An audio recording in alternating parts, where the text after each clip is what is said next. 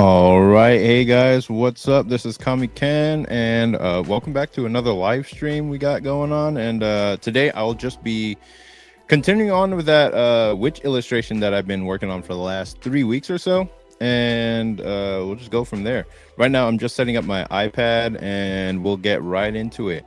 I already see some comments, and let me just say hi, whether they're actually here in the chat or not. But let me say what's up to Dragfang. What's up? Appreciate you coming to the show, man.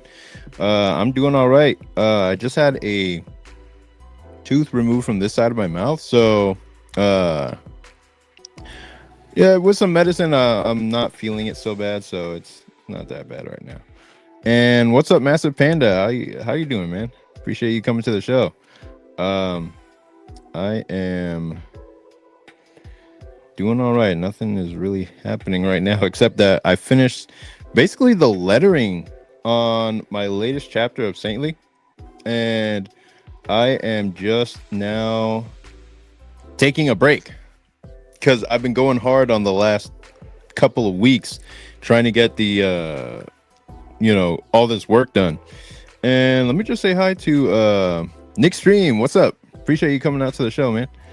Let me say hi to Ghost Account LMAO. I don't think I've seen this person before, but what's up? Hi, Comic Con. I was inspired after seeing a few of your videos lately. I hope you have a good drawing session. Appreciate it. And appreciate you checking out the channel. I'm just I'm always like it always feels like I'm living on the edge, but it's just I don't know. I think it's just the reality of trying to make it in comics. But yeah, let's appreciate you checking out the stuff, man. Let me try to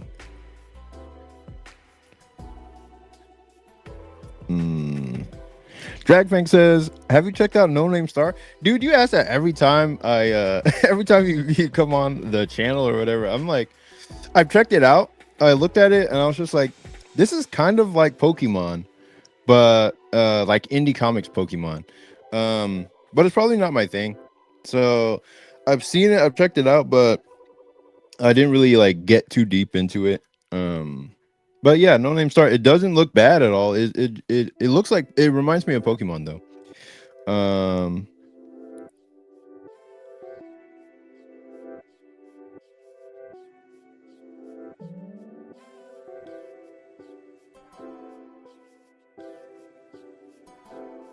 Sheesh. Okay. Hey, Ichthus, what's up, man? Appreciate you coming to the show. Let me click that. Okay, there we go. Total Excellent. What's up, man? Appreciate you coming to the show. Yeah. Let me see. What do you mean living on the edge while making comics? Oh, I just mean like every day I'm drawing as much as I possibly can. Oh, I guess I was muted because of the thing that came in. But yeah, I'm drawing as much as I can, like to as much as my limit will allow. And I'll show you guys a little sneak peek of Saintly chapter 2 that I got going on here, so y'all can see what I've been working on. He said, yeah, sorry. No, you're good, man. Okay, good. I'm not muted anymore. Awesome. That's a common statement I expect to hear. Yeah, probably about No Name Star. Okay, let me pull up my screen so y'all can see everything that I'm working on here. It just takes a second.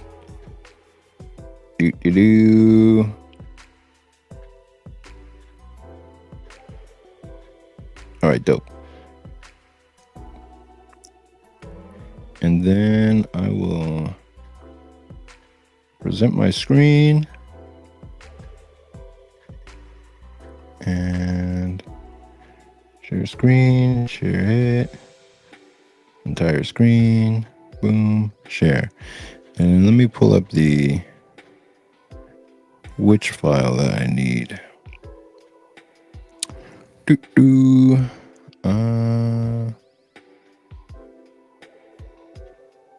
Let me search it up. Which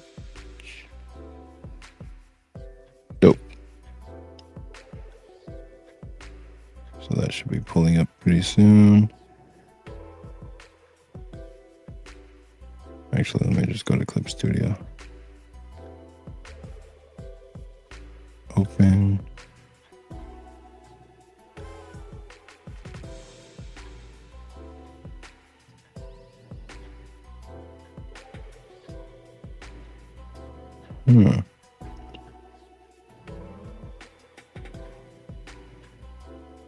Should be in here, but I don't see it for some reason.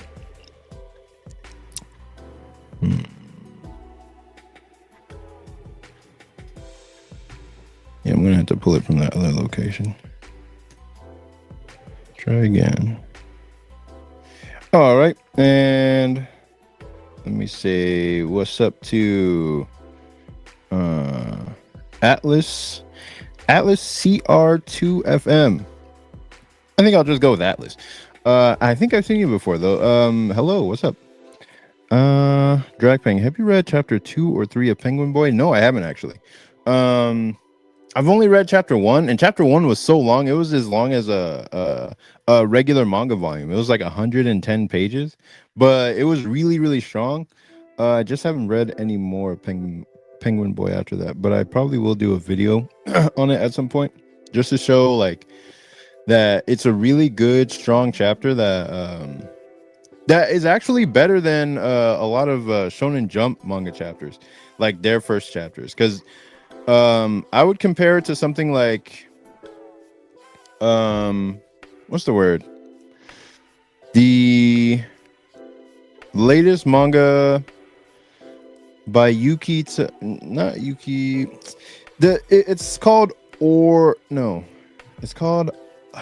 it starts with Odor or Otar of the Flame. Yeah, I would compare it to that, and I would say it's better than Otar of the Flame, just because like Otar of the Flame has really good art, but the story is not as strong as the story of Penguin Boy in the first chapter. Even though the art is weaker in Penguin Boy, like he has a better grasp on storytelling in that first chapter. So I was just like, yeah, this is really good. But I read Penguin Boy long before I read Otar of the Flame, or long before it actually came out.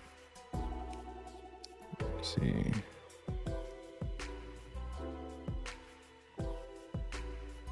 Okay, so we should have our file set up here. Nice. And so I did that. Okay, so you guys can see what I'm doing. And let's see, where can you find Penguin Boy? It's going to be on a website called Lumbento. Let me see if I can pull it up.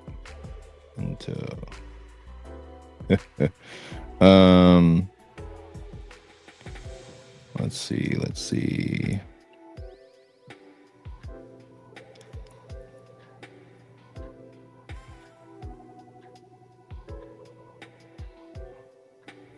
Yeah, there goes Penguin Boy.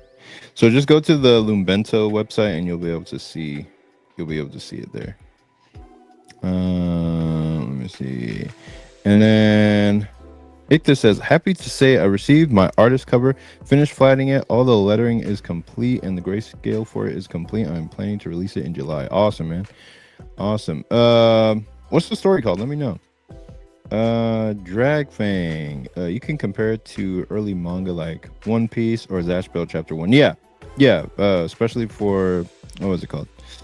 Penguin Boy. Yeah, it's really comparable to that. I think it has Hunter x Hunter vibes too, where in terms of the storytelling, it just has that vibe to it.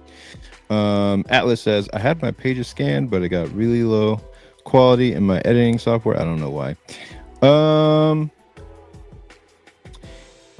I would change the settings on your scanner, or yeah, if you scan them in at a high level or high what's the word, DPI, like 400 or 300. I scan all my pages in at 400, just so when I draw it, I can print them out at 400 or 300. So if you scan them in at 400 or higher, or 300 or higher, then you should be good. It should be better quality. Ikta says, I can share with you a preview of 2 pages if you're interested to see it. Let me know what's the best way to send it to you. Send it to my email here. Can 369 email.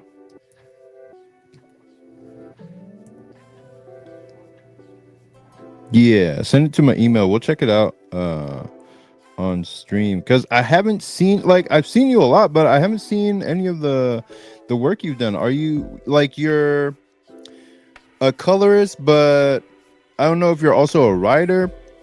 But yeah, I'd like to see like what you're doing, man. Let's see, what do we got here? So I'm currently working on this illustration, but I wanted to show you guys some of the pages I'm working on. So this is the lettering. I'm doing the lettering first before I do the colors, because I want to know which parts I'm going to have to like really dig into the, what's the word? The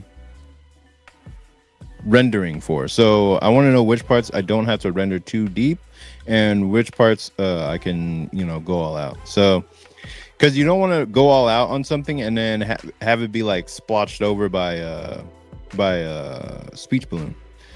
And let me open and just show a couple of the first pages I'm doing.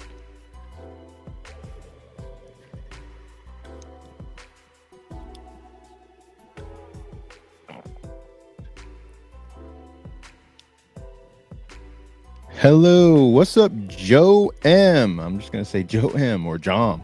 Appreciate you coming out to the show. Nick Stream says your video on Kazuki Takahashi was really good. Such an inspirational outlook on success. Appreciate it, man.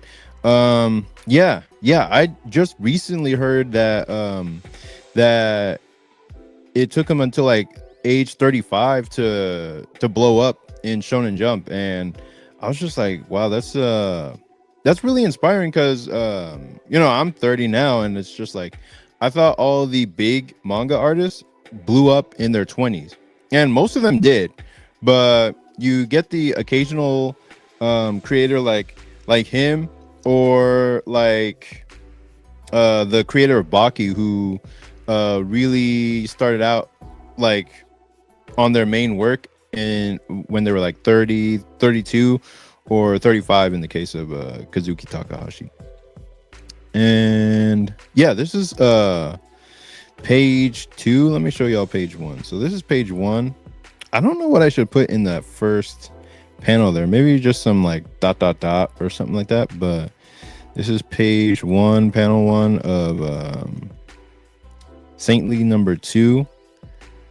And so I started drawing this, how long ago? The first deadline I had was the 23rd of April. And then I started drawing this in pencils the week beforehand. Oh yeah, that was that time that I said I'm going to draw 19 pages in 5 days. And I did. And then I finished it up by that 23rd date. So after that, I just inked all the pages, and I recently finished that up on the 5th. Like the full inks, I finished that up on the 5th. So that is what, if we add 23,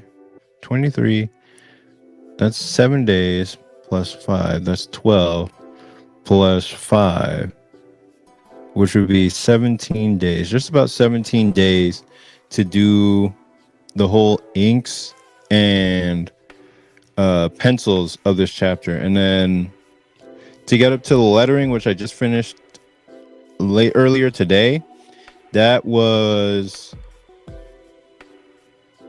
if we add 17 days plus, today is the what?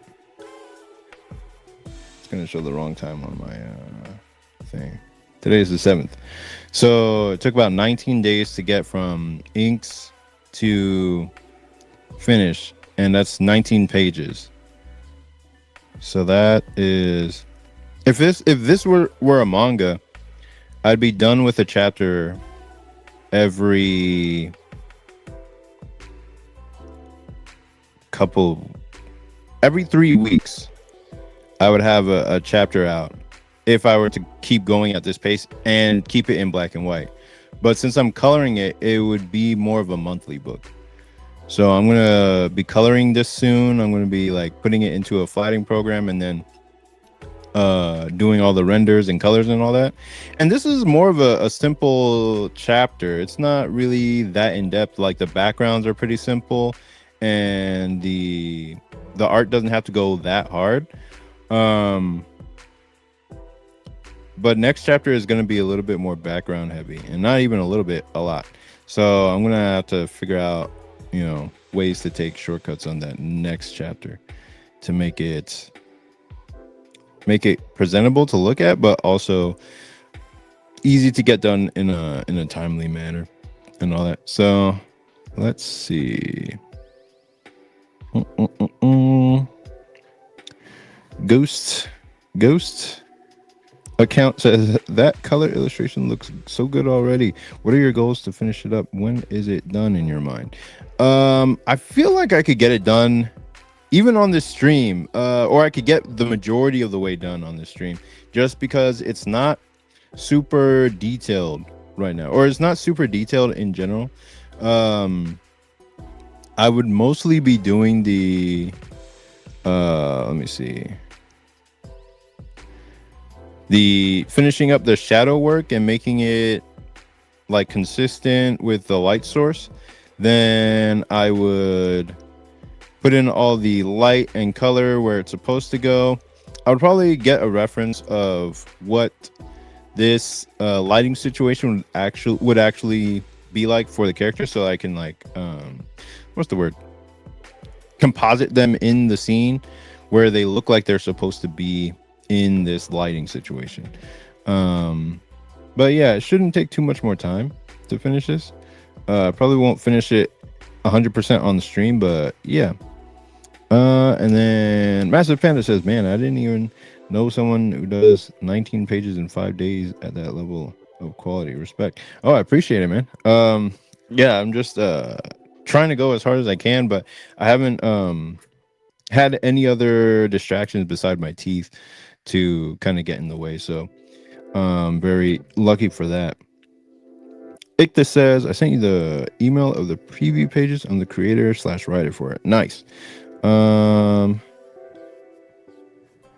Josip Lopez, I remember you from last week. Appreciate you coming to the show, man. What's up? And Jake Smiggle, it's been a minute. What's up, man?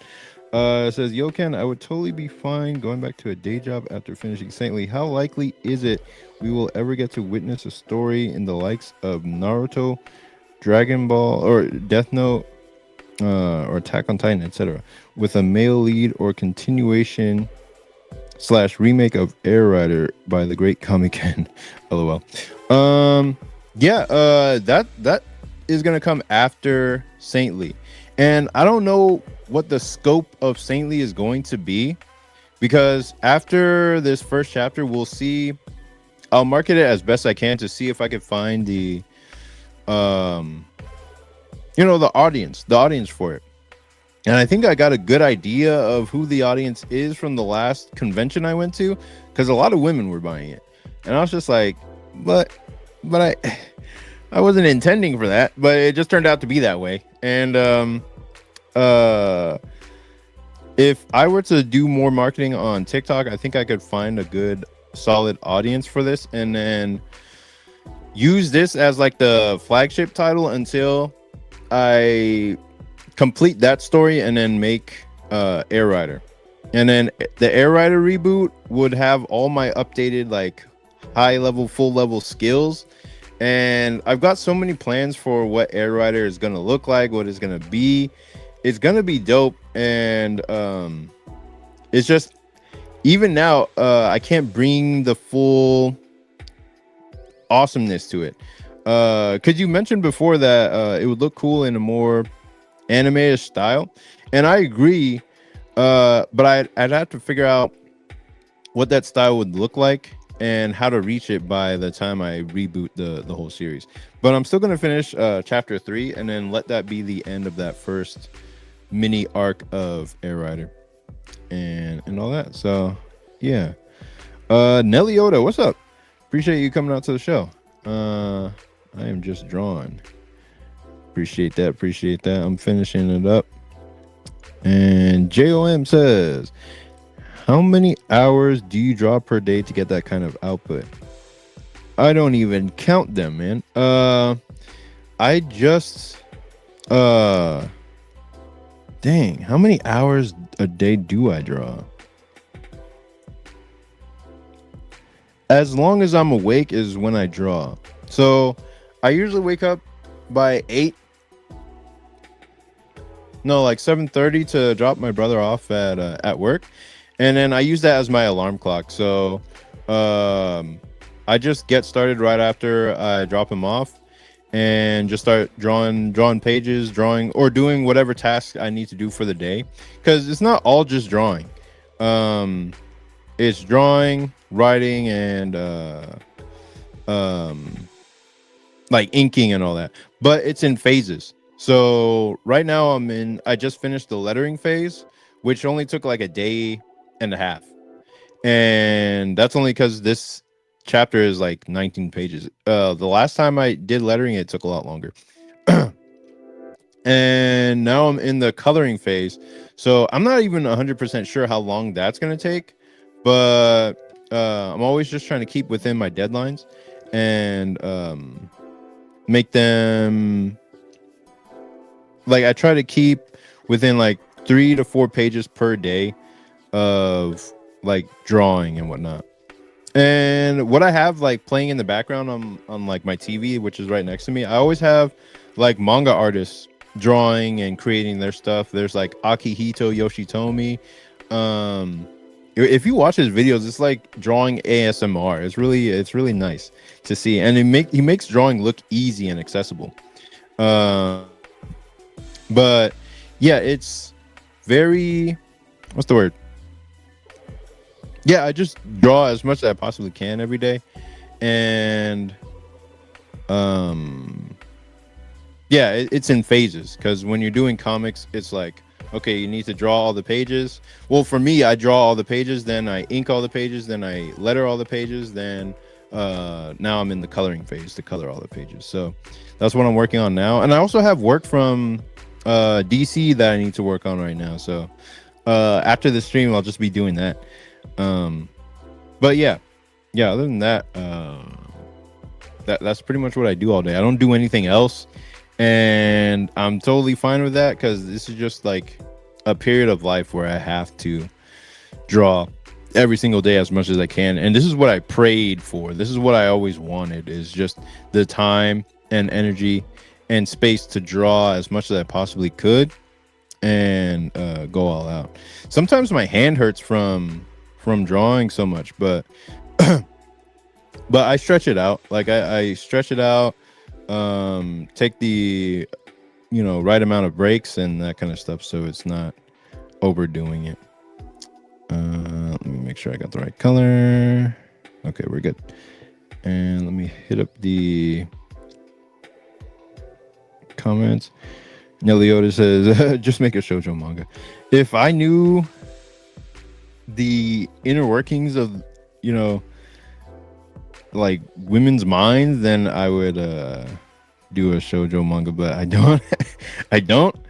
I just know enough to do this story, and I base most of my knowledge off of Nana, like this one series that I really loved.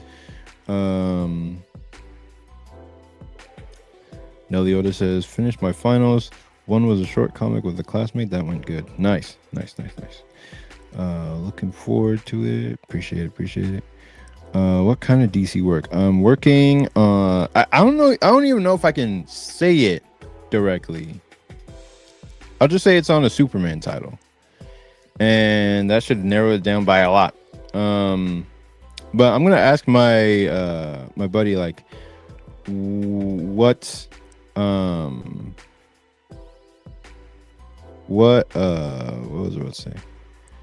Like if I can say that on my YouTube channel, and then I'll reveal that in a video pretty soon, and then we'll check out your pages in a bit. Wait, what the?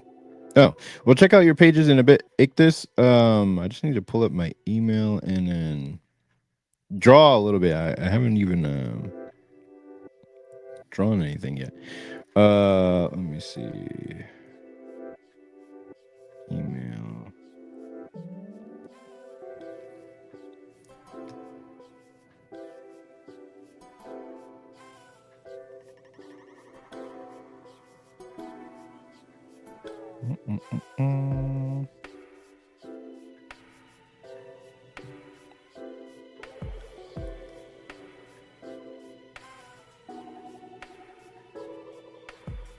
Oh, sick. This looks dope. Can't wait to jump into that. All right.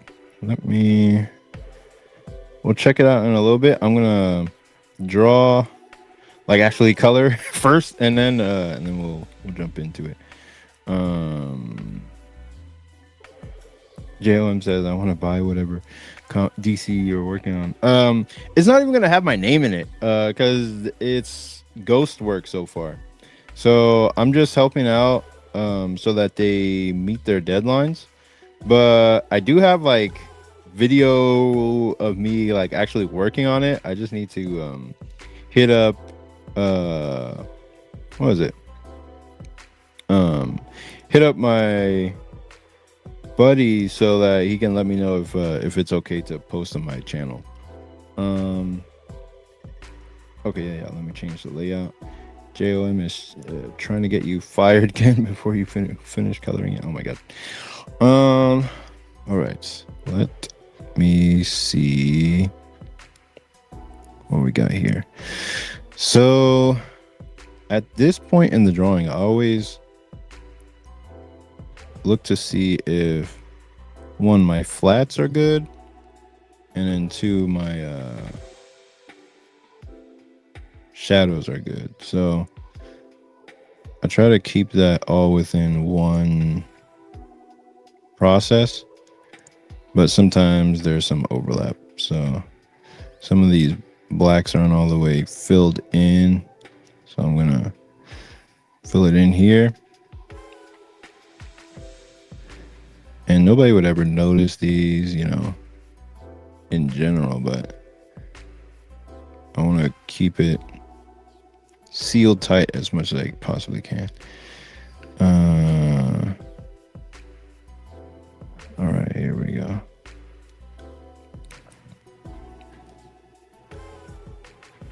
Nice.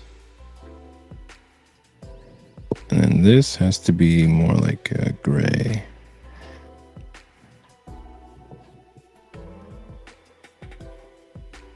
Oh, hell no.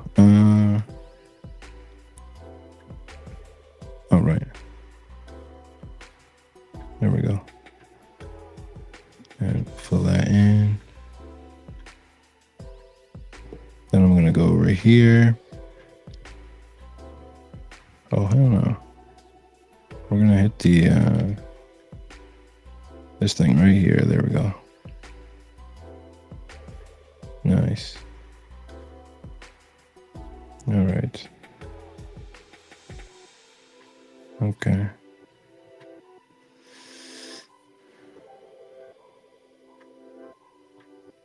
All right. So basically, I'll lock down all the layers that I don't want shifting around while I'm working. And then I will just do the shadows as best I can. I usually do like a scanning type thing where I'll start here and then go to the side, keep going to the side, and improve all the shadows throughout the whole thing until I reach the end, and then start on the lighting. So let's see. Basically, I'm just considering the form of the character. So if it's a rounded form, it's going to have a different kind of lighting setup than like more of a blocky form, that kind of thing. I just started reading this manga called Tsuyoshi. Tsuyoshi. It's a Tsuyoshi, and it's by this manga artist on YouTube. He's like prominent on YouTube, at least in the manga space, where he's teaching other potential creators how to make manga, and he's making his own manga at the same time. And he does like martial arts. What is it? He does martial arts for his martial arts manga. Like it's he trains, but he's also drawing a manga about like fighting and whatnot, and it's pretty good. And not only that, he's done like hundreds of chapters for it. It's like 333 chapters so far of this one manga, and he is just good at teaching and talking about what it takes to make manga and all that stuff. I don't know if his videos have subtitles. His name is Maruyama Kyosuke, and I don't know if his videos have subtitles, but I listen to them with as much Japanese knowledge as I can. And since I already know a lot of words pertaining to manga and serialization and that kind of thing, I can mostly understand his videos. And one of the things that he was saying in his video is, for anyone to make a manga, one of the main things, or one of the main traits, like character traits you would need, is like an inclination. That was the word he used, where you are inclined, or you are really leaning into or obsessed with a certain aspect of life that you want to portray to your readers. And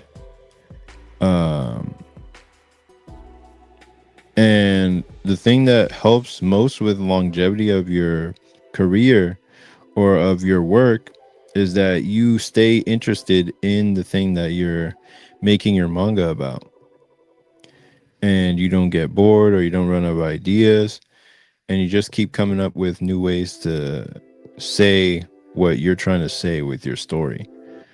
So that's how he described like how he's been able to make hundreds of chapters of his story and put it out there.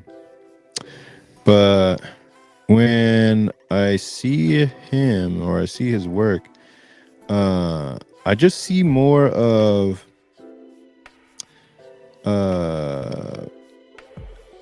like, I see him as one of those survivors, like one of those guys who made it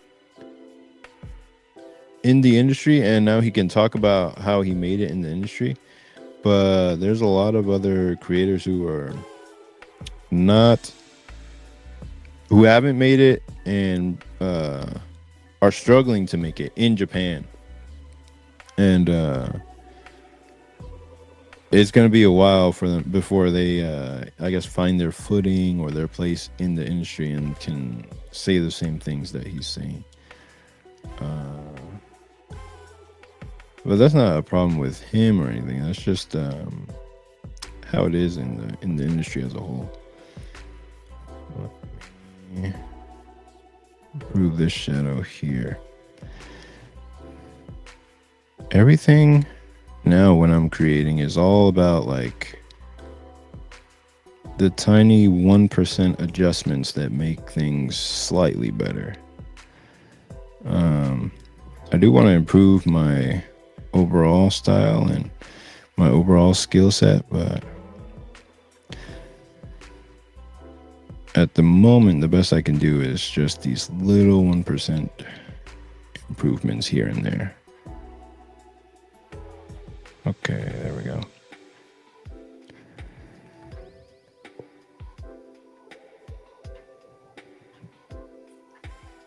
check out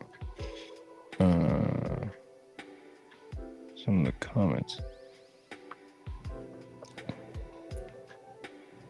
Ichthus says, now you're doing ghost work for life. Oh, I hope I don't get stuck on that. That's on finishing it. It's not ghost work for us fans. We want to support you and cheer you on. Air riders or die. Appreciate it, man. Let's see. Bro, the lifestyle of a fighter is no joke. You're essentially a killing machine within your diet and workout plan to prep you for a fight. Yeah, that's insane. I've tried boxing before, but even that I couldn't keep up just because I couldn't keep up the payments for the classes. But it's like you're turning yourself into a video game character, because boxing classes are mostly just conditioning. It's very little about the actual boxing or the actual routines and whatnot. It's more about conditioning. So they're just building your body so that it can have enough endurance to last in the ring.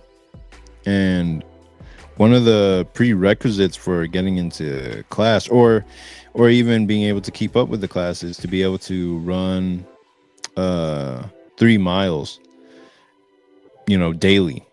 And it's not something you have to do, but if you can do that, then you can handle a three round boxing or higher.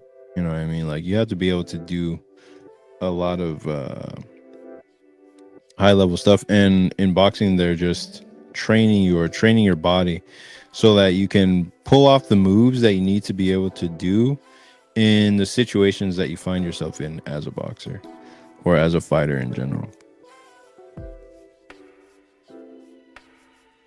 So basically you can't pull off any like super moves or Hadoukens if you don't have the proper physical ability to do so. And that's what conditioning is. You do push-ups, sit-ups, running, speed bag, punching bag, and all that. You're just developing your body to be able to do what it needs to do in the ring. And it's just like you said, you're developing into a fighting machine.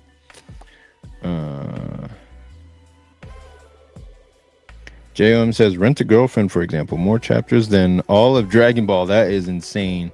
And that guy's on YouTube too. He's prominent on YouTube. That guy is probably one of the most on YouTube manga creators that you can find. Like, you just see him talking about his comic all day, all night. I'm like, yo, everybody in America is like, bro, what is this guy writing? Like they look at Rent a Girlfriend, they're like, what the hell is this? I can't stop reading. And but yeah, he's like, he doesn't give a fuck. Like, he just is just creating the work. He's proud of it. And he just keeps making it and gets paid. So I'm just like, bro, how is this getting whatever, man? It's hilarious. Let's see. I know there are tons of mangaka who haven't gotten their time to shine yet, but at least Japan had a culture that appreciates manga. The US is really slipping when it comes to support for the arts. Oh yeah. Victor says, running 3 miles is a warm-up. Yeah, it is, really. How long have you trained as a boxer? Not really that long. It's been sporadic, like here and there. And the last time I really trained was when I was like 26 or so. Yeah, when I first moved out of my parents' place like 4 years ago, I was training as a boxer for like a few months, and that was it. Like after that, I couldn't afford the classes anymore, and I just stopped going. But I kept up like running and conditioning as much as I could, but I haven't seriously trained in a long time. Used to run 6 miles a day, 5 days per week, minus 30 miles per week. When you condition, everything becomes easy after that. That is insane. That's crazy. They condition you so you don't go down with a simple liver body or liver shot. Yeah, 100%. Okay. So what I'm gonna do is I'm gonna finish the shading on this, and then we'll go ahead and check out Ictus pages that he sent me by email. So let me do this as much as I can here.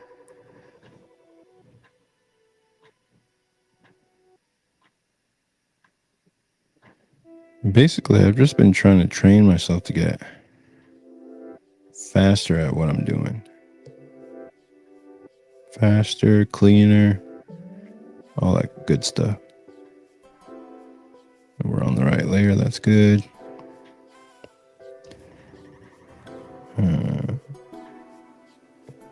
Okay.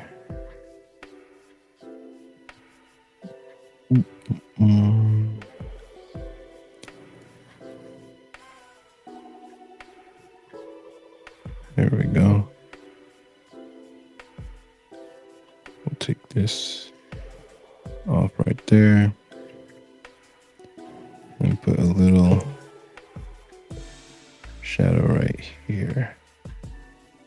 One thing I want to do is develop a bit more complex shapes for my drawing, because I use a lot of really basic shapes because I just never taught myself how to really vary up my designs. So a lot of my shapes are pretty basic and simple,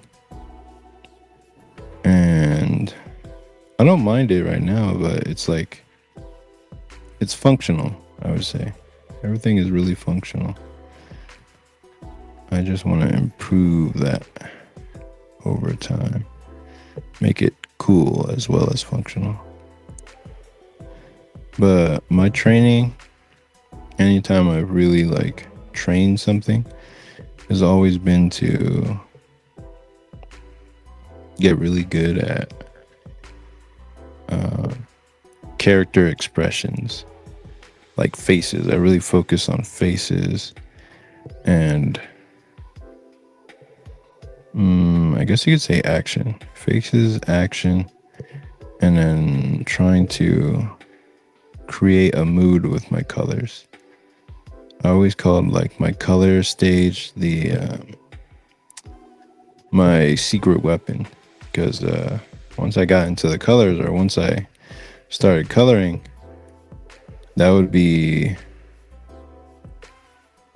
when the work was like truly would come together and be ready to show off more.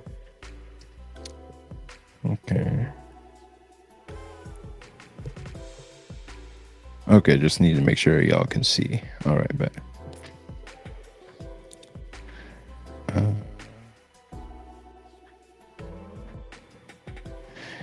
You condition so hard that you develop a second wind. Only athletes know about the reserves in the tank of pushing yourself beyond the limits. Oh, yeah. Yeah, when you think you're tired to the point where you're just going to pass out, but then you develop, like, you have like these almost like backup reserves or ancillary reserves of strength that it's like muscles underneath your fatigued muscles that keep you going even though you think you're tired. It's like your mind tells you you're tired and you should go to sleep or shut down, but then you still have extra strength underneath and you're just like, oh shit, I can still keep going. All right, bet, let's go. But yeah, let's see. Yeah, we'll show those in a little bit. Oh yeah, what's up, Solidine? Appreciate you coming out to the show, man. Awesome. Dope. Okay, so let's continue with this. I'm pretty sure I'm almost done with this. At least I think so.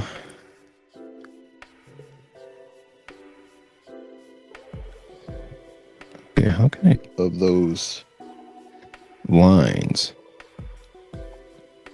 Let's think about it logically. The shadow would be on this side.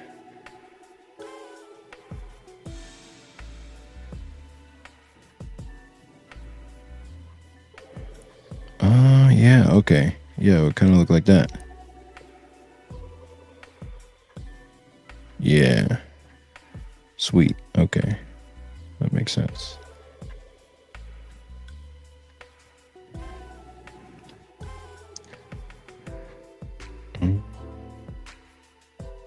Let me see. JOM said, you mentioned before that you had an investor. Yeah, it's not even really like, it sounds more official than it is, but it's not that deep. Like, I'm working with Ngozi Ukazu. I wonder if I have her book on hand.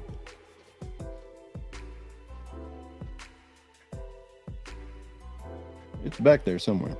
But she did this webcomic called Check Please, and like we started talking, and she was just like, I want to invest in the creation of your comic, because the amount that she's paying me is like the amount that she's paid for colorists on her own work. So she was just like, yeah, I can invest in your project, help it to succeed, and then make a return on an investment from the sale of the project, like through Kickstarter. And that's how we have the contract set up, and it's a really good contract. I keep all the rights, and it's just a really good setup. And what was I about to say? Yeah, she just saw how much like she saw that I did Air Rider and finished Air Rider, and like actually sold it, which is I guess more than what she's seen in like other comic creators. Like she just saw that I was serious about it, and she was just like, okay, well, what's this idea here? And then I told her about Saintly, and she was just like, oh, that sounds really good. I want to see that be created. That can make money. And I was just like, really? I was hoping to do that after Air Rider, and she was like, no, fuck Air Rider right now. Just do this. I was like, what the hell? So yeah, she was more like really excited about Saintly as an idea. So she wanted to fund it so that I could actually do that. The whole idea behind it was that because she was funding it, I wouldn't have to work a day job while she was helping me get it off the ground. And that's why I moved back in with my folks, so that the money that I was getting from her to complete this project wouldn't go to waste on like rent and all that stuff, because I was barely surviving, even with like getting paid to do this and have a job. But the thing is like the first chapter of this took so long, like 8 months, no, 8 to 10 months on just the chapter 1. I started this in May of last year, and finished in March, and that was a 31 page chapter, and that was through working day jobs, going to Nigeria. I actually went to Nigeria last year. It was a whole bunch of stuff that was like getting in the way of production, and the speed I'm going at now is actually the speed we were anticipating before, but because I was working all those jobs, I wasn't able to go as fast as I should be able to. So it's only now that I'm going at a reasonable rate, because like I'm with my parents and I don't have to work. So that's the only thing that's allowing me to draw this at the speed that I am able to. And what was I about to say? What was the question even? Oh yeah. So that's the situation we've worked out. So she pays by chapter and or chapter completed, and that's the situation. So I'm just working and getting this stuff done. And she is not applying the amount of pressure to me that I'm applying to myself. I'm just like, yo, this last chapter was so slow in coming out that I just need to work as fast as humanly possible, because the whole thing is going to be like 15 chapters, and I have to tell like a whole like epic story in 15 chapters, and I know how I can do it. um and I'm figuring out ways as I go along how not to make that rushed. um but I'm treating this as if I only have one shot to um make it count as a comic artist. So I'm like, okay, everything is on the table. I'm putting my all into this, and making it as best I can. Like, I'm not holding anything back, especially for the first volume of this. It's going to be like 15 chapters. It's going to be the highest level, or at least the fastest and highest level I can consistently produce. And then if people don't like it, then then I'll just go back to Air Rider. But like I said, I don't even mind working a day job after this, because the whole purpose of like moving back with my parents was so that I could get this workout faster. And once the book is done, I'll have a book done, like a full book of work, of high quality work that agents will be able to see. They'll be able to see the book and my YouTube channel and be like, oh, this guy can actually do something. This person can actually write. Once they see that I can write, it's like, it's a wrap. You know what I mean? Like, oh, this guy can write and draw. Because if you have the opportunity and you have the skill to be able to write and draw, you want to be doing that as much as humanly possible, so that people know you as a writer / artist. And that's what you get more work for. Because if you get paid to do that, then that's what people will pay you for. Like, you'll continue to be a writer artist in the industry. But if you get known as a colorist, or as a letterer or an inker, that's the work that people will know you for and will hire you for, and you won't be able to really get anything else. So it's it can be kind of a slippery slope if you're not 100% sure of what you want to do in comics. So I made sure to take this opportunity. In fact, when she told me like she would fund me, I was just like, oh, I can't do that. That would be taking too much money to do this work. But she insisted, and at the same time, it's like, to me, somebody who's broke, the amount that she's paying looks like a lot of money, but to somebody who has money, like, it's not that much. It's like nothing. And I'm just like, oh, I just need to figure out how economics works, So yeah, that's just the situation. Okay, so y'all can still see what I'm doing. Good. I thought the art part shut off or something randomly. I hate it when it does that. Let's see. Oh, looks like Dale A popped up. What's up? Appreciate you coming out, Dale A. Let me see. Nelly Otis has got to lock in. Lock in, Ken. That's the best deal any creator can have. Yeah, yeah. To own the whole like rights for your thing and all that stuff. That's really good. Master Panda says, "Man, I hear you. Sometimes it'll be a whole year, maybe even more, where you'll have to fight through so many distractions and obligations that obstruct your artwork. I know exactly how that can be. Yeah, 100%." Dale A says, "Don't go crazy if it's not an immediate hit. You don't have to be an Uber driver for the rest of your life." Yeah, yeah, 100%. And most things aren't immediate hits. Sometimes they take it'll take some time for them to like what's the word, saturate the market and be out there long enough for people to for it to catch on, basically.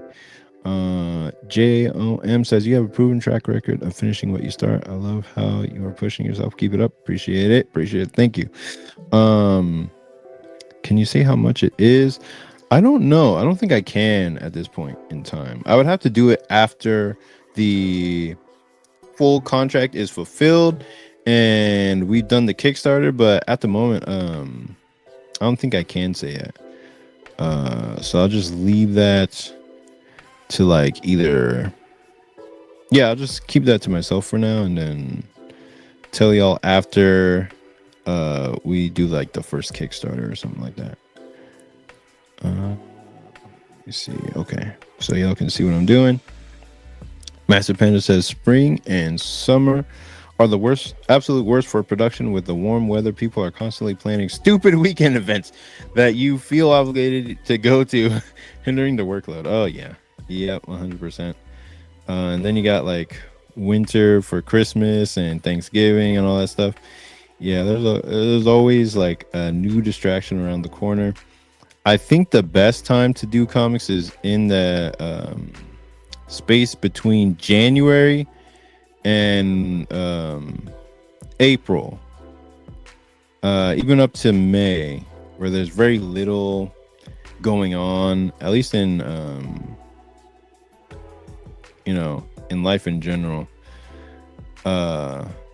Where the holidays, everyone's tapped out from the holidays, nobody has any money, and you can just lock in and focus on what you're doing. But holiday season is the worst. Yeah, because everybody is going to be like, "Hey, come to my party," all that kind of stuff. And really, I don't have any, like, I just sit here and draw all day. And this is like perfect for me. This is exactly what I have always wanted to do. I'll just watch like Yu-Gi-Oh duels. Like I'll watch the Three Idiots, which is C-Reax, Rhyme Style, and Dado Doya. I'll watch them duel like with Yu-Gi-Oh on Master Duel or whatever. And I don't know why I like it right now. I don't know why I'm so into it right now, but yeah, I would watch that, and I'll just have random like YouTube reviews playing in the background while I'm working on my comic. The only time I really can't have any like background noise is when I'm doing the layouts of the comic. I need 100% focus during those times.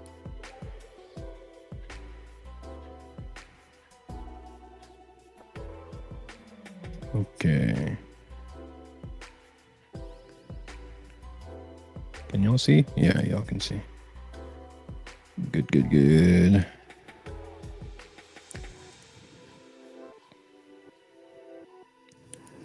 What time is it? My computer, my iPad says like it's it always says it's 9:41 in January, like Tuesday, January 9:41, and I'm just like, what? Why?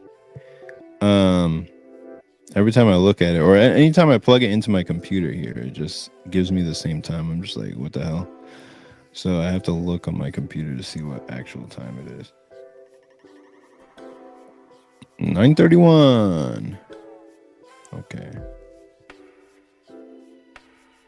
And we've been streaming for an hour. Okay, I'm gonna finish up the shadows just on Vivi, and then we'll go and take a look at Ictus's pages, because I haven't seen his stuff yet. And one day I want to see some stuff by Massive Panda as well, because I really want to see what he's working on as well, because I know he's on the journey as well, but I want to see what kind of stuff he's got going on. Let's see. I just had my buddy in Japan reach out to me recently, and he was talking about how hard he's been going at this for 6 years since graduating, and still nothing has happened. I'm just like, hey, bruh. I'm gonna text him back and be like, hey, man, I'm 30 and I just moved back in with my parents, man, just to make comics.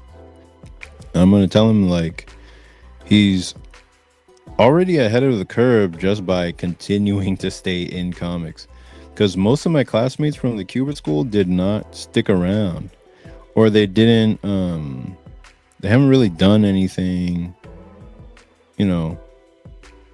comics related or that heavily comics focused.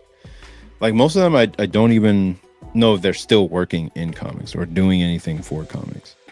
So it's like, hey, bro, as long as you're doing something, you're still in the game. Because most of my classmates, I don't know what they did. It's like those after credit screens on a movie from the old days where everybody goes off and lives their own life, completely different to what the movie was about. So the movie, let's say the Cubert School movie, was about making comics, 100% about making comics. Most people who left the movie afterward or graduated the Cubert School are doing some completely different stuff, like working at their parents' law firm, or I don't know, working at HEB or something, like just doing different stuff, like working at a grocery store or whatever, like doing different stuff from what we actually trained for. And that is what it is, you know what I mean? I wouldn't say it's sad or anything, but sometimes people let the economy determine what they're gonna do. And I just don't look at that type of news. I'm like, you know what, let me just decide what I'll do and figure it out for myself. Let me go back to the flats layer, and I'm going to take a color. There we go.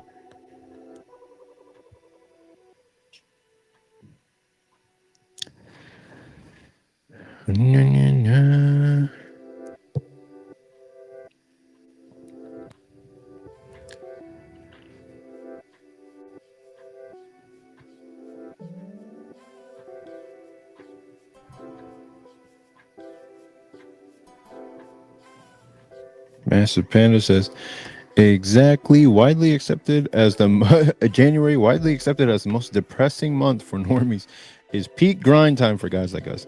Looking forward to the next depressing January. February is great too if you're single. Yeah, exactly. Yep. Popping Rico, what's up, man? Appreciate you coming out to the show, dude. Let's see. Nick Stream says, I listened to the entirety of the Chris Chan, comprehensive history for hands background noise. That's crazy, man. Because I remember back in the Cubert School, a bunch of the guys were watching like that whole history thing. That's not even, I think it's way past 8 hours of straight up content of just this guy like documenting the journey of Chris Chan and all the fucked up stuff about his life, man.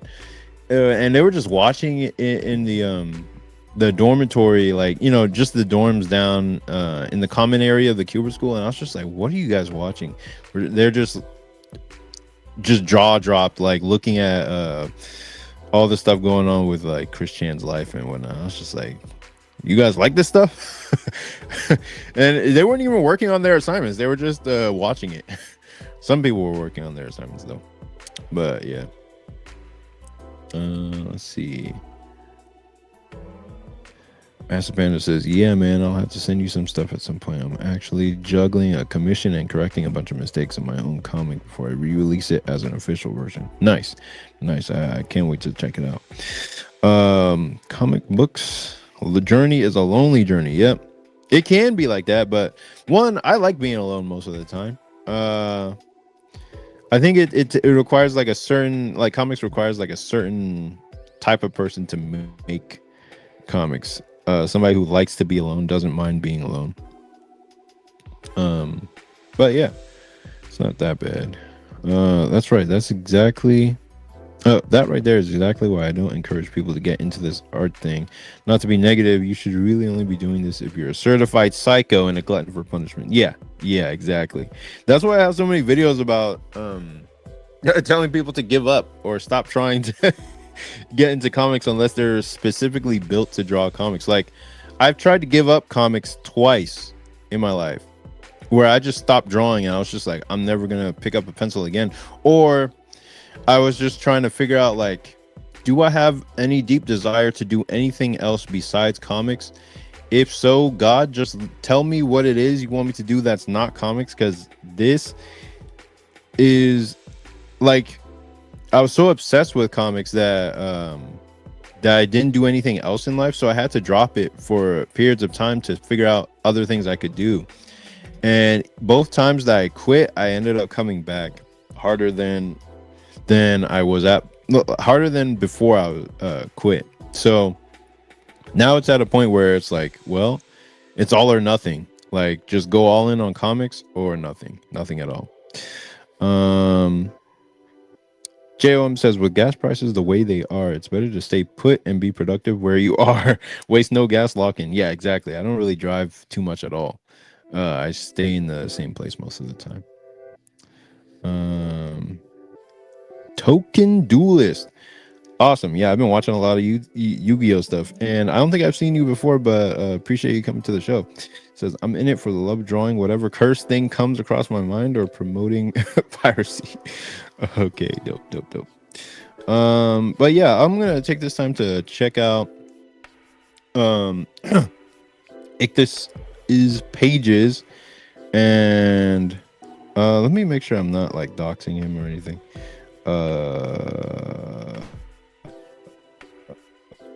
Let me just check. There we go. And we'll take a look. Okay, his name is the same on on the email. Okay, that's good. And let me make sure there's no explicit content in these.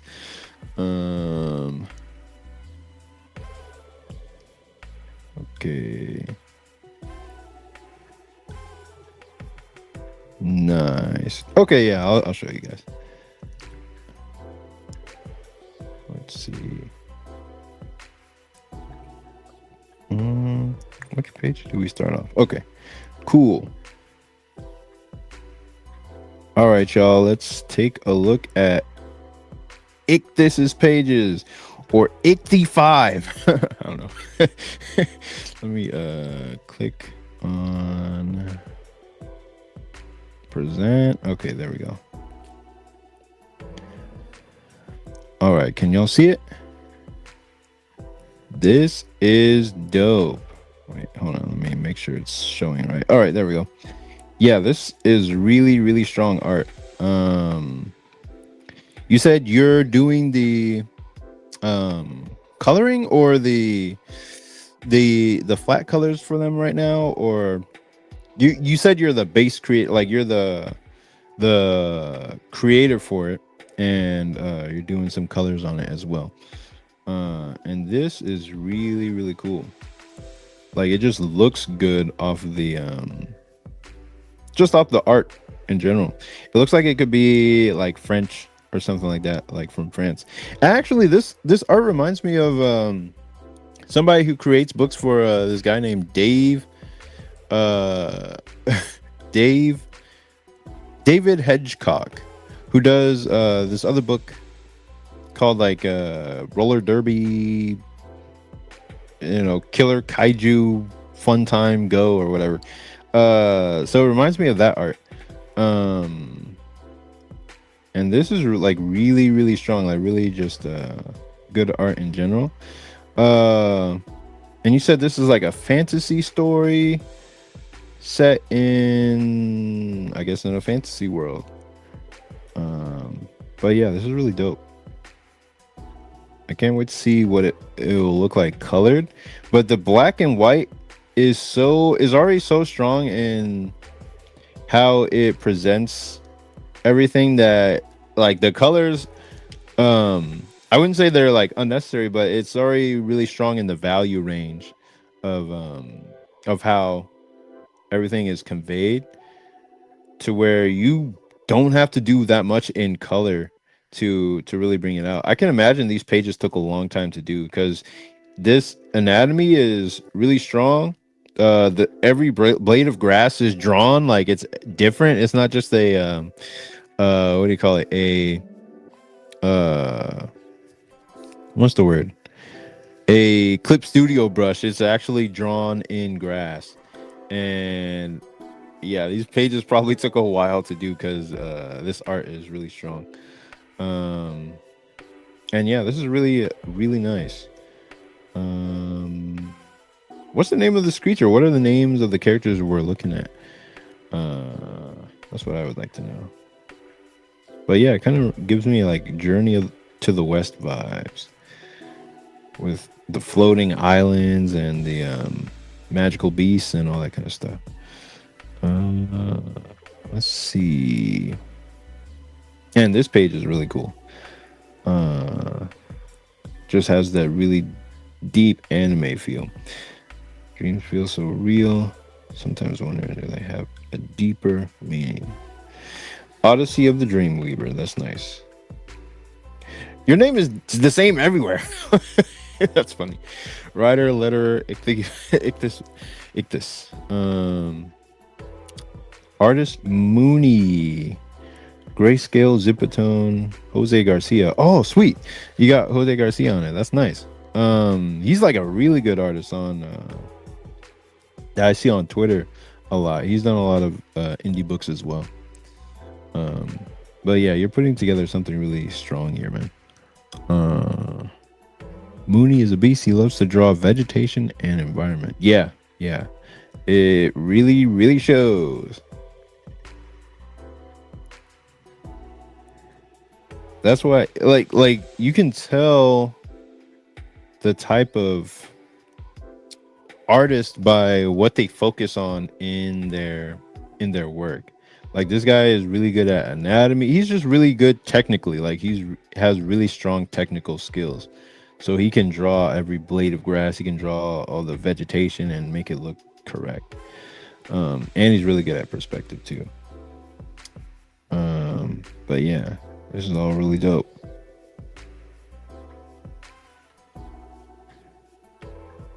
Awesome.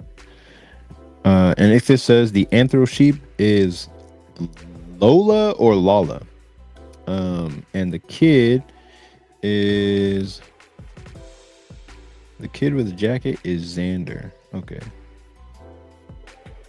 Yeah, he looks like a Xander. Nice. Awesome. Okay. So it's a short story. All right, dope. Let me go back to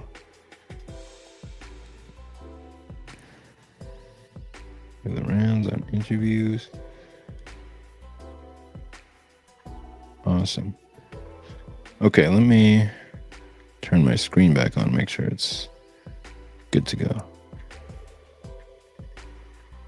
Dope. All right. Here we go.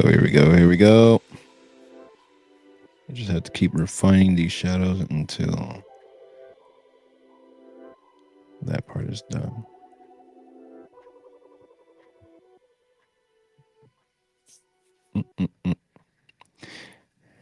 And that's the thing about this type of stuff is like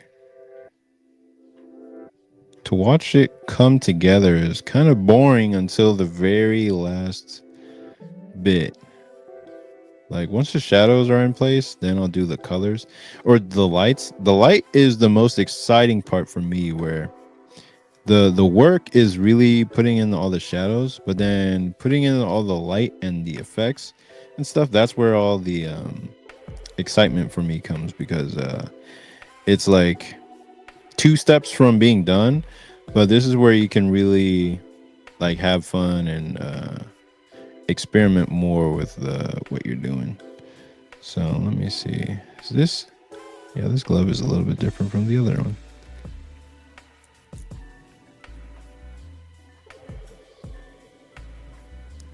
All right. Let's see.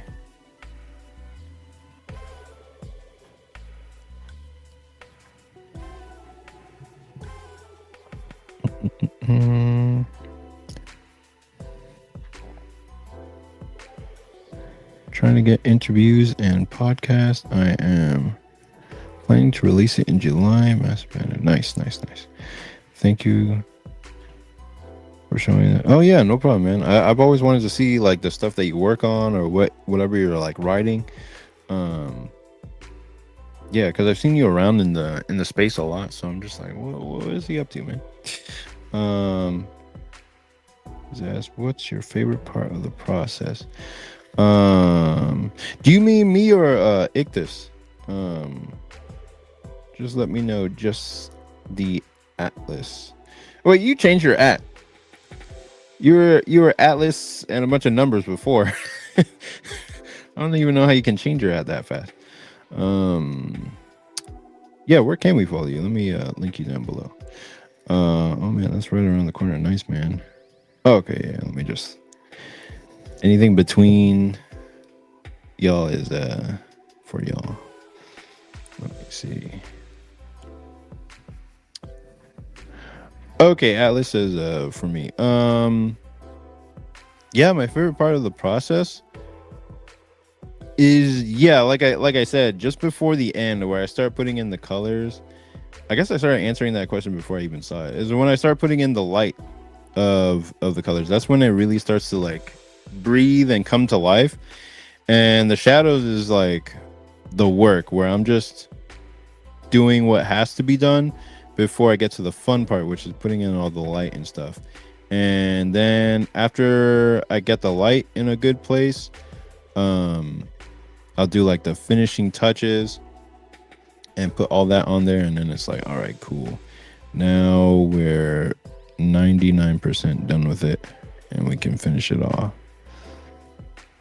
Okay, I'm gonna put a nice cast shadow underneath there. Give it a little bit more space so it looks.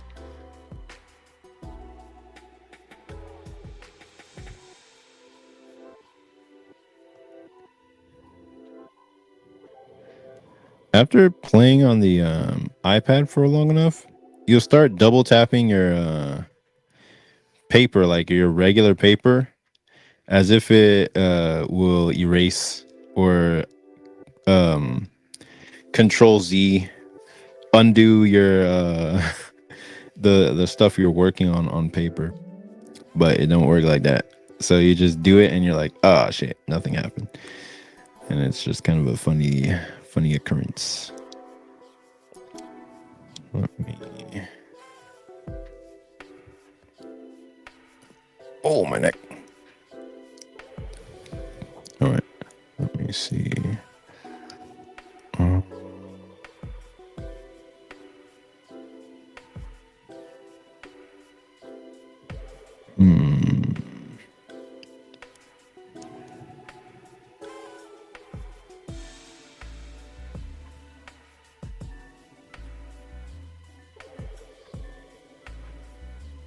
Okay.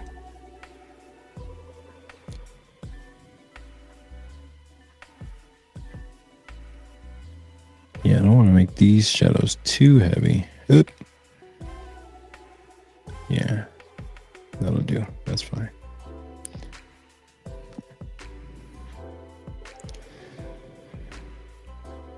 Should I give her more shadow on her face? No, fuck no. That doesn't look great.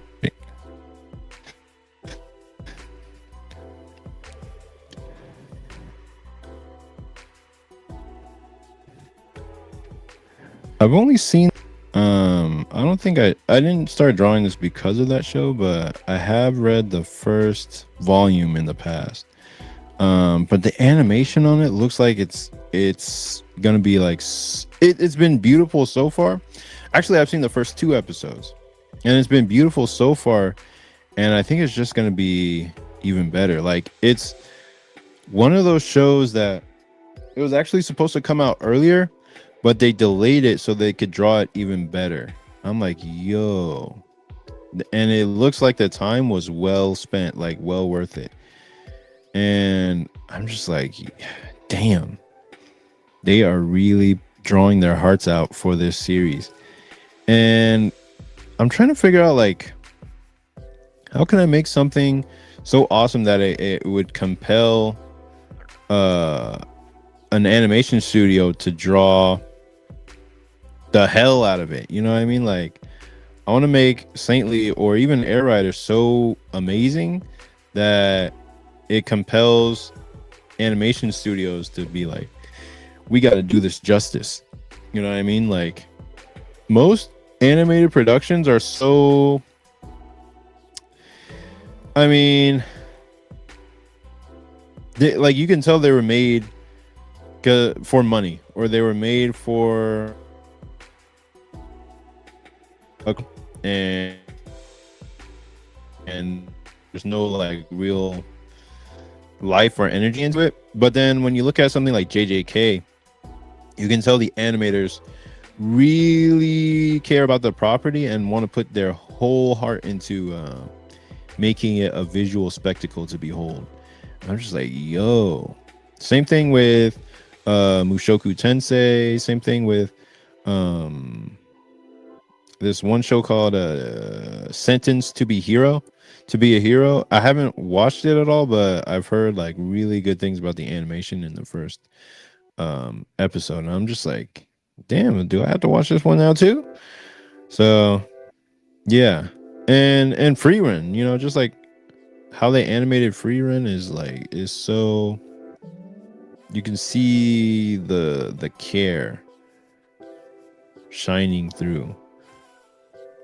And I think maybe that's what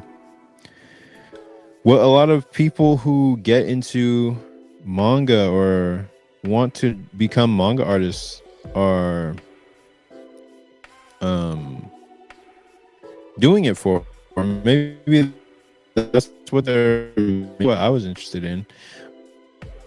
I'm probably gonna do a video pretty soon called where I just wanted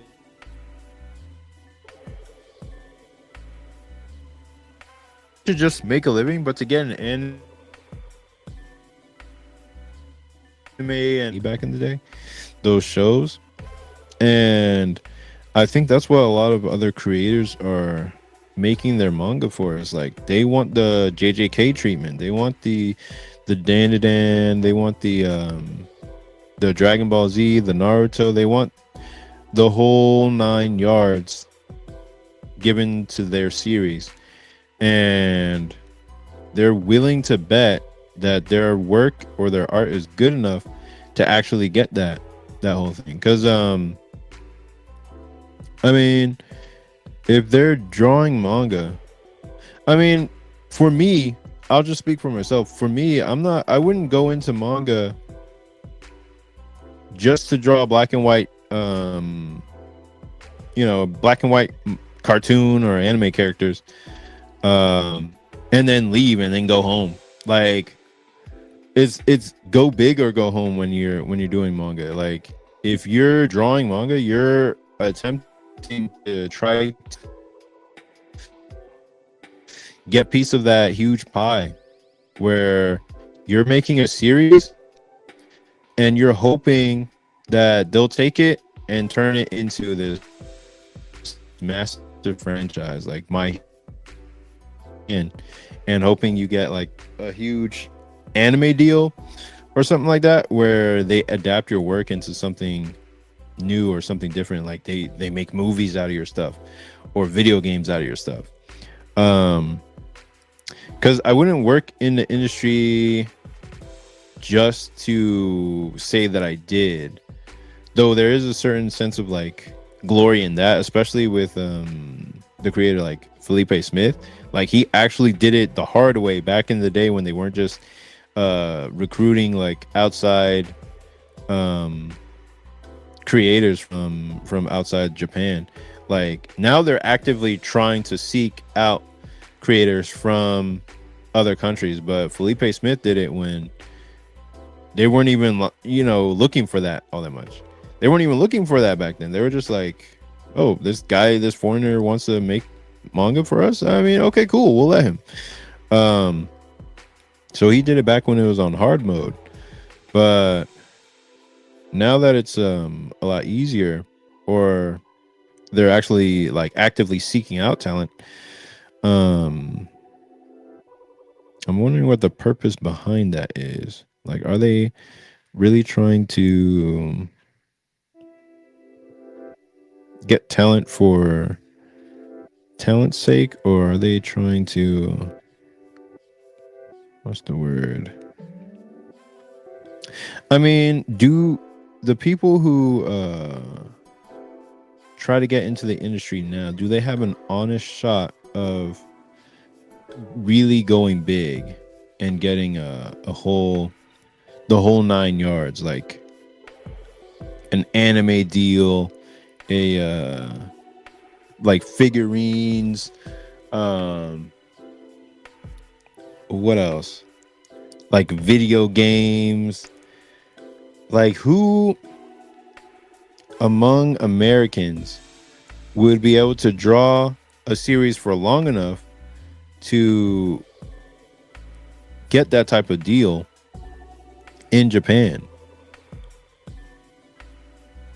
I seriously wonder about that. It's like, damn, you'd have to be drawing, you'd have to give up nearly half your life. Like, you'd have to sacrifice half your life points to get a shot, a chance at a deal like that. Because I don't see any like huge major stuff for, let's say, like Undead Unluck, and that's one of those like kind of sleeper hits where it was big for the time that it was coming out, and it did well. Like, it did really well, but it wasn't like a hit like JJK was a hit, if that makes sense.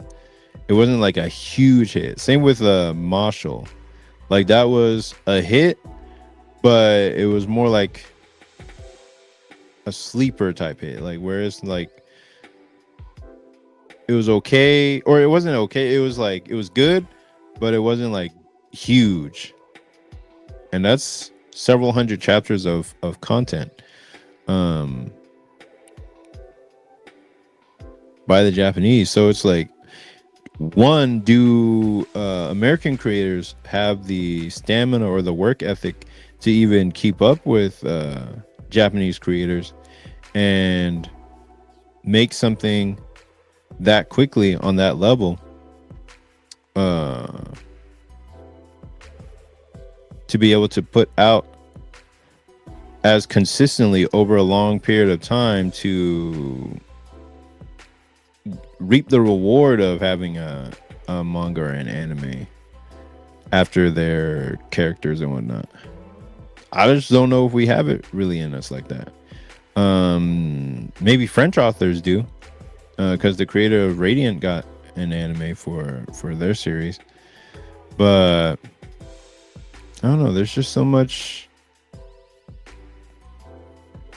that is different about the industry in this current day and age that is different from what it used to be and what I expected it to be personally. I was watching a video on Coffee's channel where he was talking with a creative director in Japan who's been living there for decades. And the guy was talking, about his neighbor who works for a weekly manga magazine, and the editors at the magazine are basically trying to phase out the creator of the series. Like they're feeding the creator style to AI so they can basically steal it. I mean, not even steal it. They have the rights to take the creator style and use it for whatever they want, because the contracts in Japan are more like the company owns the IP rather than you. So they can take it, put it into AI, and then have it do part of the workload so that the creator can keep putting out um, work in a timely fashion. Um, and there's so many things that are just being outsourced to AI. And the guy who actually works there, he was saying like, well, he doesn't work at the magazine, but the guy whose neighbor is a manga artist, a female manga artist, he was saying like, hey, you could just, you know, start up, just do a Patreon and make the work on your own, so you don't have to be beholden to the companies. You own your own work, and people can only get it from you, because that company can literally take her work and just use it for their own purposes now, because she signed away the rights, most of the rights. Like Kira Toriyama could have been much richer than he actually is right now, or you know, than he was, because he signed over so many rights away to Dragon Ball. So yeah, it's just the company culture over there holds a lot of rights to what you make, and I don't know, because they have that system in place, they can do a lot of stuff with your things that you're just like, well, it's out of my hands. I can't really do anything. Especially like canceling a series that you wish you could continue writing or creating. And I think that's the worst of it. But if something is really not working, then it should be canceled so you can create something better. It's just, if you have an attachment for those characters, the best you can do is just create those characters again, but give them different names and come up with a better story that they can follow through with. And it just sucks, but that's just the way it goes over there. Let me see what the comments have been saying.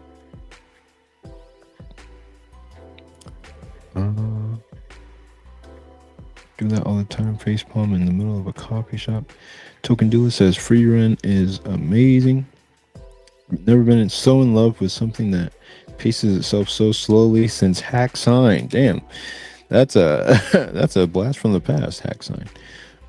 Felipe Smith is an absolute gangster for pulling that off. Yep. And in his old interview with cartoonist Kayfabe back in the day, he talked about it. Oh yeah, I watched that one.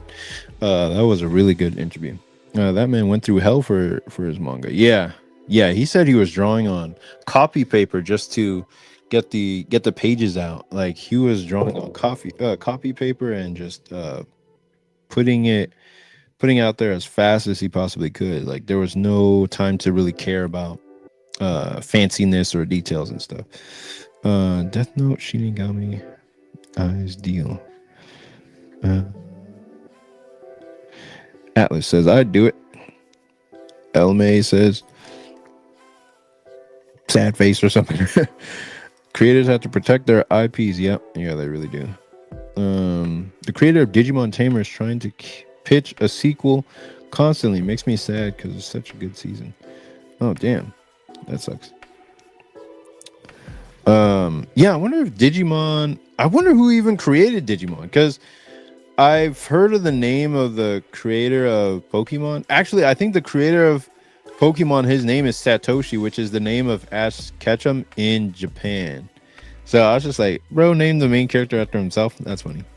But I've never heard of the creator of Digimon. I was wondering if it was a singular guy or if it was produced by committee or something like that.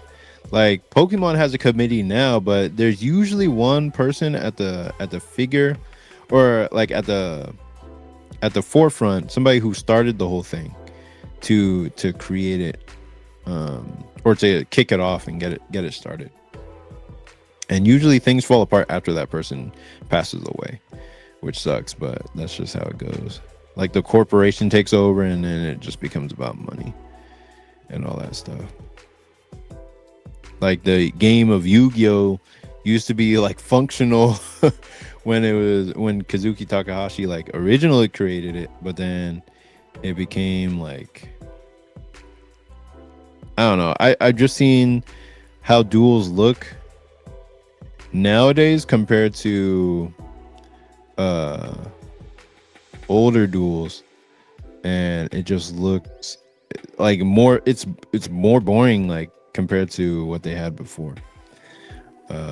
It was much more fast paced or interesting back in the day, and funny things, more fun things would happen in duels back then. But now it's just different. I feel like it's a different spirit compared to what they had going on before. But he was alive for some of it. It's just when it wasn't when he wasn't involved in the creation of certain aspects. Maybe that's the part that kind of went off the rails. Okay.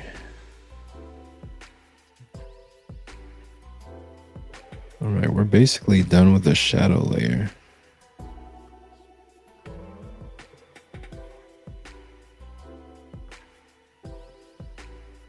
Okay, so what I'm gonna do is I'm gonna put in some lights before I end the stream. That way we can see a little bit of some of the fun stuff that I like to do before it's over.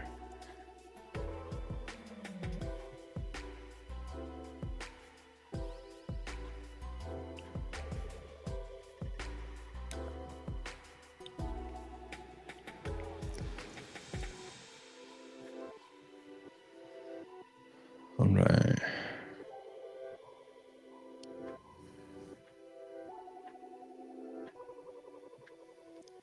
Token Doula says Akiyoshi Hongo made Digimon. That's the first time I'm ever hearing that name. Seems to be a pen name combined of two people who worked for Bandai. Oh, wow. Kenji Watanabe usually does the art. I think the original duo is the creator of Tamagotchi and another. Oh, wow. And yeah, I love the older Yu-Gi-Oh stuff. 5Ds was where it peaked, and that's when he was last in charge of a season. That makes sense, because synchro summons look cool, and I really like the design of like Junk Synchron and the what's the one that's purple and spins around. That's really cool in the opening. Yeah, they're just really cool. And Yu-Gi-Oh! GX was my favorite season, just because that's the one I really grew up with. I'd see Yu-Gi-Oh! From time to time, but it looked like really serious and like they were dealing with like demons and stuff. So I was just like, oh man, that's kind of scary. But then Yu-Gi-Oh! GX was just like, oh, we're going to school to duel, and I was just like, oh, sick. Let me see. GX had less of a say so. And less of a say, and so he wanted control of the next season and created 5Ds. Oh, okay. He did, however, involve himself in later aspects of the GX manga, and it's amazing. Nice. No one talks about the comics. Oh, wait, no, there was agreed. It was similar with TMNT. Eastman sold half of his ownership to Laird. Once Laird finally sold it to Viacom, I think they abused and milked that property to death. Yeah, damn. Yeah, because then it just becomes property. It's like it's not as much of a story so much as a IP or a thing that needs to keep being that needs to continue in order to keep a company up. You know, like most of the people who like TMNT are mostly like 40 to 50-year-olds who grew up with it these days. Timid little screw up. What's up? I think I've seen you before. Bro, no one else talks about comics growing like you. I wish there were other people that talked about it. I feel like there's other people that talk about it, but Yeah, I'm just trying to convey like what's going on in my life and whatnot. Uh, it is kind of difficult. I used to have a podcast called the Comics Grind, and that I used to actually I'll show you. Um, let me see. Pendulum summoning killed it, then cyber summoning. Oh yeah, yeah. I heard about pendulum summoning. Um, and link summoning maybe, but yeah, 5Ds. It seemed like that's where it was still good. And then I watched a video about like how it lost the plot or where it got worse, like where it just sort of went off the rails and the summoning mechanics just became too bloated for the game and made it more of a game of solitaire than an actual back and forth duel. Like I'll only watch old school duels with old school decks because they're more back and forth. Like there's an equal chance of either side winning, and it's just more exciting.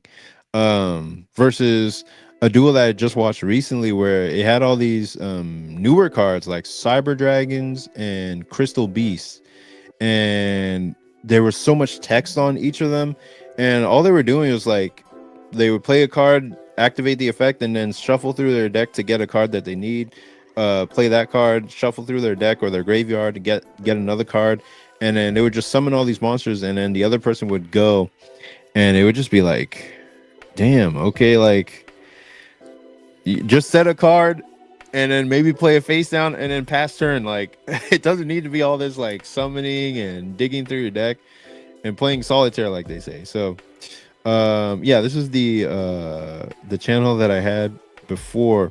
Well, this is not my before channel, but this is like my podcast channel that I was doing with my buddy Nico Rodriguez, and we talk about all kinds of stuff. Like we have my buddy Nick Patera on there, and yeah, just all these videos. We'd pre-record the podcast and post them up, and it would just be about the actual comics grind of like uh doing comics, trying to make a living at it, and all that kind of stuff. So yeah, it was a good time. How many videos did we do?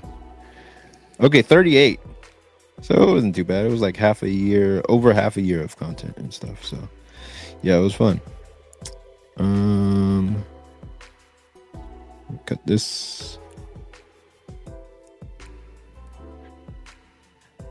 Token Duelist says, I like pendulum summoning, but Arc V anime was really bad. Halfway through, the fan base was like, well, at least the manga won't have a bad ending. And Arc V manga ended up way worse. It even had an implied incest ending, so big yikes. That sucks. Damn. My favorite spell card, Prohibition. You're not allowed to use Yu-Gi-Oh cards. I win. What the hell? I've never seen that spell card. But yeah, I played with all kinds of like just the basic like older cards. I just got cards from people at school who didn't want to play Yu-Gi-Oh anymore, didn't want to play. So they would just be like, oh yeah, I'm done with my cards. You can have them. And they just give them to me, and I'll be like, yo, sick. And I just play them with my siblings all the time. We just like, let's duel. And that would be it. Like we just play Yu-Gi-Oh, or we tried to play Pokemon, but we just didn't have enough energy cards to play it in the correct way.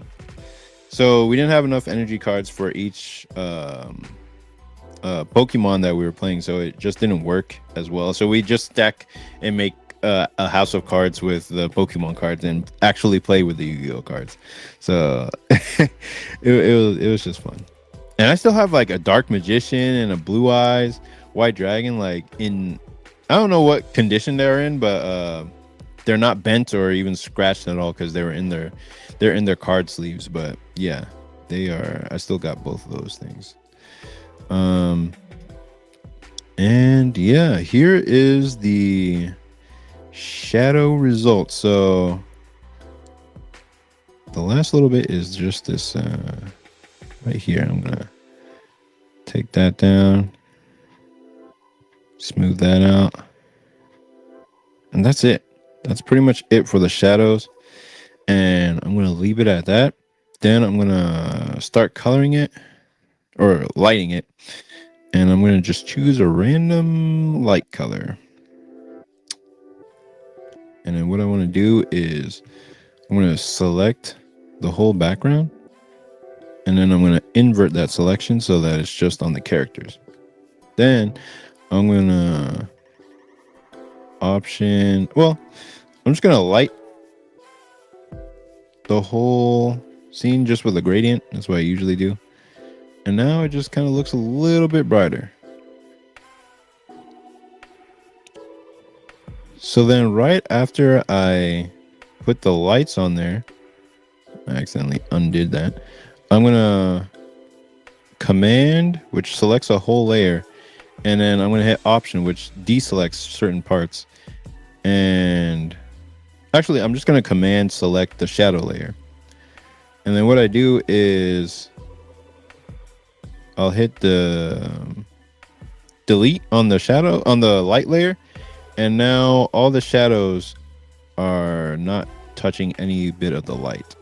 So now we have a fully lit light layer.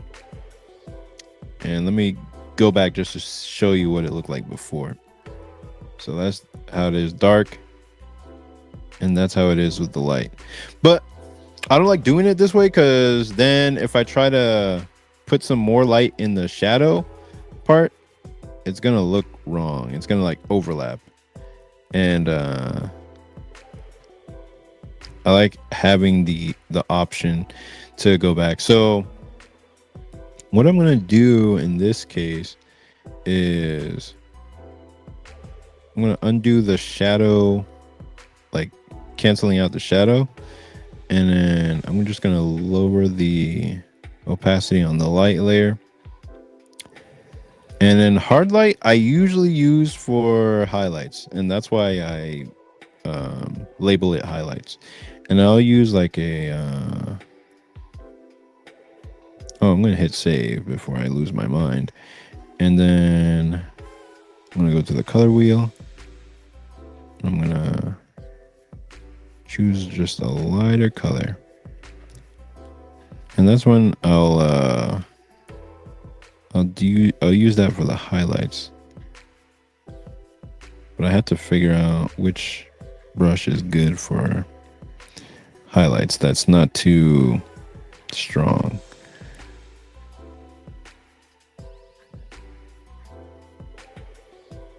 But yeah, that's kind of what it looks like with the lights in there. And I'm gonna finish this off next time, because for now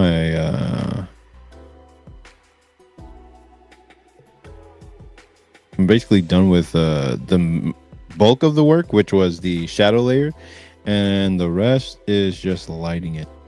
So I'll finish this off next time. And yeah, it's just looking good so far. I'll probably do all the background clouds and stuff like that. And if I finish it before then, I'll probably just do a video compilation of the whole thing. So yeah.